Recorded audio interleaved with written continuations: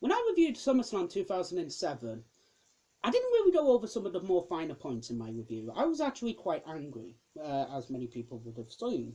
So I want to go over a few points that I had on the pay-per-view.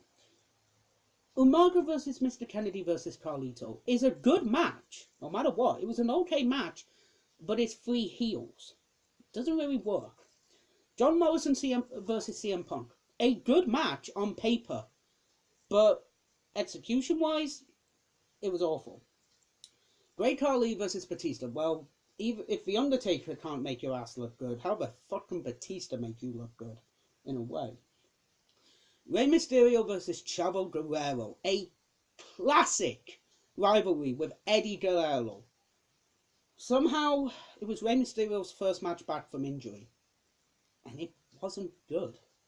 I mean, Booker T versus Booker T, aka Kim Booker versus Triple H. Again, Triple H came back from quad surgery. Wasn't really good. And then the main event, John Cena versus Randy Orton. First time ever these two would face off, but a lot of people remember more matches that they had. So, to be fair, this pay-per-view was okay. Also, we had Finlay versus Kane, which was an okay opener. So this pay-per-view was okay, but it wasn't good. But there is one thing I want to mention. John Cena and Batista. Well then, why don't we have a look at the very first time both men would main event a pay-per-view. This is the Classic Wrestling Series, guys, and this is my review of WrestleMania 21 Goes Hollywood. Ladies and gentlemen, my name is Peter Samuels, and welcome to episode 22 of the Classic Wrestling Series. Guys, thank you so much for watching these videos. I am very, very honoured that you guys are still watching these. And, ladies and gentlemen, we are coming near the end of our road in the DVD Blind Bag Battle Royal. So, ladies and gentlemen, WrestleMania 21, a pay-per-view in Hollywood. Now, there has been another pay-per-view in Hollywood, WrestleMania 12. That was remembered for having the O.J. Simpson car chase. Also, myself and Alex have reviewed that video. Go check it out if you haven't seen it. It's episode 2 of the Classic Wrestling Series. If you're looking for it, it's Two Fat Men Review WrestleMania 12. So, when you're in Hollywood, what do you do? Well, you make parodies, of course. And some of the parodies were good. A.K.A. Taxi Driver with Batista at the end. That was brilliant. The Pulp Fiction parody. That's also good. And, well, the most famous and funny one of them all, Basic Instinct. Why? Most people already know why. But, WrestleMania 21. A card where two unknowns would main event in the top two matches. How would it fare? Well, let's find out. Ladies and gentlemen, we kick things off first with Rey Mysterio versus Eddie Guerrero. Hey, a classic rivalry. Bringing back, but I have a small problem with this. They're the tag team champions. Why are the tag team champions not defending their belts? A little bit of a problem, but hey ho, you know what? Rey versus Eddie to kick off WrestleMania 21. Fuck yes, that's awesome. Does it feel a bit bad that Eddie Guerrero was defending the WWE Championship at WrestleMania 20 and Rey Mysterio was going for the Cruiserweight title at WrestleMania 20? Most people would call that a step down, but you know what? Rey versus Eddie, they put on an amazing opener. Was it an amazing opener? Yeah. One of the best? Sorry, I still think Bret Hart versus Owen Hart is one of the best openers at WrestleMania 10. So I'll be sorry guys, but that's my opinion. Next up, we had JBL, the Basham Brothers, and Orlando Jordan talking to Triple H and Ric Flair about the main events and who's going to beat John Cena. You know, JBL's going, I'm going to beat John Cena. Triple H is going, I'm going to beat Batista. Would that happen? Well, let's find out. Next up, it's the first ever Money in the Bank ladder match. Chris Jericho versus Chris Benoit versus Shelton Benjamin versus Edge versus Christian versus Kane. Two of these guys innovated the ladder match. Hell, they innovated the TLC match. And as we all know, it's Chris Benoit and Shelton Benjamin. No, it's not. It's Edge and Christian. So, this match basically was actually going to be called a Hollywood Dreams match. And WrestleMania, this is when the very first Money in the Bank match happened. Chris Jericho went to Vince McMahon to talk about having a ladder match at the pay-per-view. So naturally, the first one would be, well, let's have a Hollywood Dreams match. Things went and said, anybody, the winner gets whatever they want. RVD was supposed to be in the match, but broke his but hurt his knee, broke his knee. If I recall, I think it was his kneecap. His wish would have been to reinvent ECW. Well, I did review ECW One Night Stand 2006, and look what happened with that.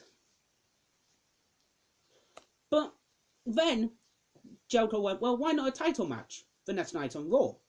Then that was changed to having a brief. So the briefcase was involved in that because it would be a contract. But then a WWE executive went, well, why not, instead of the next night on Raw, have them cash in at any point? And so the Money in the Bank ladder match was born. And ladies and gentlemen, what, like, when was this released? 2004 or something? Should have been a minute. 2004, I think it was. Yes, 2005. 14 years later, it's still one of the biggest nights in wrestling because you never know who's going to win it and you never know who's going to cash in. So yeah, it's a really, really fun match. This was brutal. No ifs, ands, or buts. This match was fucking brutal. For the first ever Money in the Bank ladder match, yeah, you see things that have been in ladder matches before, but it's just amazing. You know, Shelton Benjamin was the MVP of this match for sure. It was just amazing. Seeing everything, even seeing Kane, you know, do the fire with the ladders on fire for his entrance, that was amazing. Edge wins. I really wanted to have seen Chris Benoit win the match, but you know what? Edge winning, ultimate opportunist, would go on to cash in. Yeah, I think that was good. Next up, we had the piss break match, ladies and gentlemen. Eugene. I hate Eugene. I hate the character. Muhammad Hassan and Daivari come out to beat him up. And then, who should make the save but Hulk Hogan? Why the fuck are you not getting ready for the Hall of Fame? Just a question. Whatever. Next up, we had Legend versus Legend Killer. Undertaker versus Randy Orton. This match was good. This was a damn good match, I thought. This was around the time that the streak was actually becoming something, becoming a match. And it became like getting a title shot, in my eyes. This match was damn good. Weirdly, because, you know, it just worked. I don't know why, but something clicked in this match, I thought. Yeah, there were a few botches and, yeah, a few things didn't work very good. But overall, this match worked. Undertaker winning, come on, it was a foregone conclusion. You don't have Randy Orton come out. You know, if you want to carry on the feud, yeah, have him carry on the feud. This match was damn good, I thought. So, yeah, an okay match. Next up, WWE Women's Championship match. Trish Stratus versus Christy Hemme with Lita in her corner. I'm actually going to say this now. I thought this was actually a surprisingly good match. Weird to say, but yeah, surprisingly good. Christy Hemme did have a little bit of, you know, as somebody who trained to be a wrestler, who knew next to all about the business, this was a really, really good thing, I thought. I thought that Stratus was just a manipulative bitch in the match, and Hemme was the underdog rookie who's trying to win the title on the first title, you know, her first match. I understand that this pay-per-view match was happening over a fucking Playboy cover, for fuck's sake. You know, WWE at their best in 2005. But, surprisingly, this was an okay match. So, yeah, Trish wins. Not a bad match, I thought. Next up, ladies and gentlemen, the match of the motherfucking night. Kurt Angle versus Shawn Michaels. My God, the technical wrestling in this match was amazing. Oh, this match was awesome. It went a good 20-30 minutes. It was so good that I genuinely I was watching this match and genuinely thought it went longer, and I looked at the clock and it was like in between 20 and 30 minutes. I was like, damn, this match, you know, this is a damn good match. I love this match. However, there's one small problem with it, and that's the finish. It's the ankle lock. I genuinely believe Shawn shouldn't have tapped out. I think that he should have passed out. That's my personal opinion. I think he should have just passed. I know it sounds stupid, passing out to an ankle lock, the fuck. But I think he should have just somehow found a way to knock himself out. so then he didn't have to eat the, take the tap. But to be honest, it was good. It was a fucking phenomenal match. Match of the night, definitely. But yeah. Next up, guys, we had a WrestleMania 21 trailer voted by the fans. This was based on instincts. Yeah, again, you couldn't understand why this was everybody's favourite, because you got to see Stacy Keibler's, well, yeah. If you've seen the movie, you know which scene I'm talking about. Next up, Piper's Pit with Stone Cold. My God, this was bloody brilliant. Seeing Stone Cold Steve Austin and Rowdy Roddy Piper in the same ring was like, fuck me, this is awesome. Definitely fun. And especially when Carlito came out and fucking ate the stunner. My God, it was brilliant. Again, a bit of fun at WrestleMania, but you know what? You can't have that. You can have fun and you can have a nice relaxing time. And this was definitely a nice time. Next up. Sorry guys, I'm thirsty. Next up was the movie trailer voted by the WWE superstars, Taxi Driver. A bit of a shocker with that one. I genuinely thought that the original part was a bit stupid. And Batista coming out at the end was actually quite good. But yeah, okay, fair enough. You know, it was voted for. Next up, the worst match of the night. Big Show versus Akebono in a sumos match. What the fuck's a sumo match? I'm wanting to watch wrestling, not a fucking sumo match. If I wanted to watch a sumo match, I'll go and watch a sumo match. Fuck me. But not to, okay, it's a bit of a fun match, okay, fine, it's okay, but no, not when I'm watching wrestling, for fuck's sake. Next up, WWE Championship match, JBL versus John Cena. Again, a surprisingly good match, because you genuinely think that John's not going to win, and then when he does, it's like, holy shit. I think a lot of people would be like, oh, well, he would have won because Orlando Jordan wasn't there. Yeah, but he's not taking John lightly. He's taking John for a joke.